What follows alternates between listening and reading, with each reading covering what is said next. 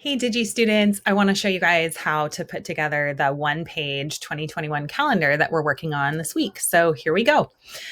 You are looking at the 2021 calendar folder. These are the assets I created for you and provided in the project within our Canvas page. So hopefully you know where that is. What you're seeing here are two different Photoshop files and then their corresponding JPEG files. So the Photoshop files have a .psd at the end, and they also have the directions as the first layer. So that's how you can identify them. So the first thing you guys are going to want to do is download the Photoshop templates. So you can click on either or both of these versions, and you can right click and just choose download. Once you do that, if you're in Chrome, it will show up right down here. And it's a fairly big file, so it might take your computer a minute depending on your Wi-Fi and your computer speed. And then when you click on that, it will just open for you in Photoshop. Here we are.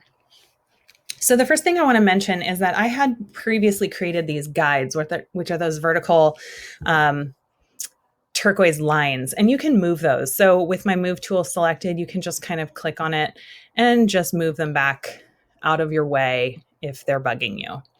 So there's that. What I want to show you guys first is there are some layers over here, which are part of your template. The directions are in the first layer, which you can turn on and off by toggling this little eyeball icon. So if we turn it off, you can see we're working from this template. And if we turn it on, you can see we're working from the directions. So number one says copy paste your photo into the layer directly above layer one. All right, let's turn that off so we can more easily see the rest of it. Here is layer one. I have it highlighted. So let me find a picture that I'd like to use. Do I want to use forest or lake? You can tell I like nature stuff. So I'm going to go ahead and use the lake for this one, just for fun. So I'm going to hit Command A, Command C to select all and copy. And then if I come back to, which one was I just in? This one.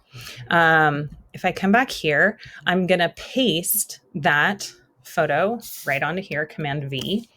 And it's a pretty big image because I used a real camera to do that. So it's filling the whole page right now, which is fine. And if I turn the directions back on, it'll remind you what to do next. Right click on your photo layer, choose create clipping mask. Okay, so let's turn that off. If I right click on my photo layer, which is over here in the layers palette, not on your artwork, in the layers palette, you right click on a laptop, that's 2 fingers, and choose create clipping mask. Now you can see that fortunately, layer one is actually the clipping mask for layer two. So it's only visible within that little rectangle. You might want to make your picture bigger or smaller. So Command T is the shortcut to transform the size of your image. And you can just drag it around and make it the size that you want. I want to be able to see a little bit more of the dark at the foreground and the light in the background. And I'm pretty good with that. So I'll go ahead and hit return. So now I have my image in place. So let's see what else the directions say. Number 3, change the stripe colors to any 2 colors within your photo. Okay, sounds easy enough. How do we do that? Select the stripes with the magic wand tool, then click on the edit menu and choose fill color. When you mouse over the photo now, your mouse will turn into an eyedropper tool to select colors within your picture. If that's too much for you to keep in mind all at one time, just do it in small steps. Select the stripes with the magic wand tool. So let's turn off the directions. Let's click on the graphic element that says stripes in that layer. We're going to use the magic wand tool. It's the 4th one down. So if you click and hold on that, just in case it's not visible, there's other tools underneath, but I have my magic wand tool ready to go. So I'm going to click on the stripe, which automatically selects those pixels for me. And I think I'm probably going to want this lower stripe to be the same color. It doesn't have to be, that's part of what you guys get to decide. But if you want it to be the same color, the easiest way to do that is to just hold Shift and then click, and now it selects both stripes.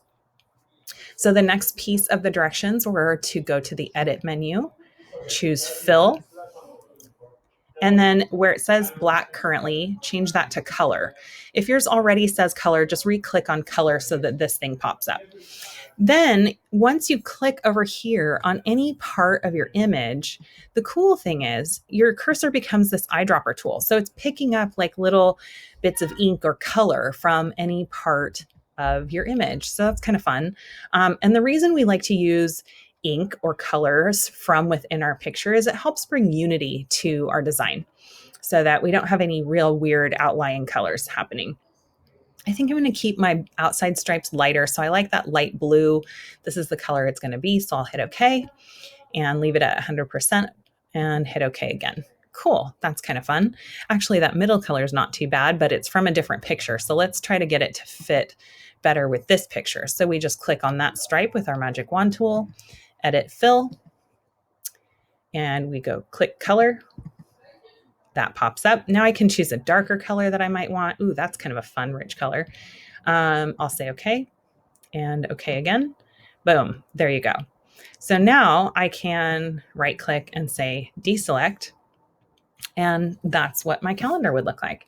So that could be finished that way. You also have free reign to do whatever else you might want to do with your graphic elements. There might be another video coming down the line for embellishments or other things you might want to do, but that is one way to go ahead and create your one-page calendar for this week's DigiPhoto project. Remember to save it as a Photoshop file in order to preserve all these layers and as a JPEG when you're ready to turn it into Canvas for me to grade. All right, guys, thanks so much for watching.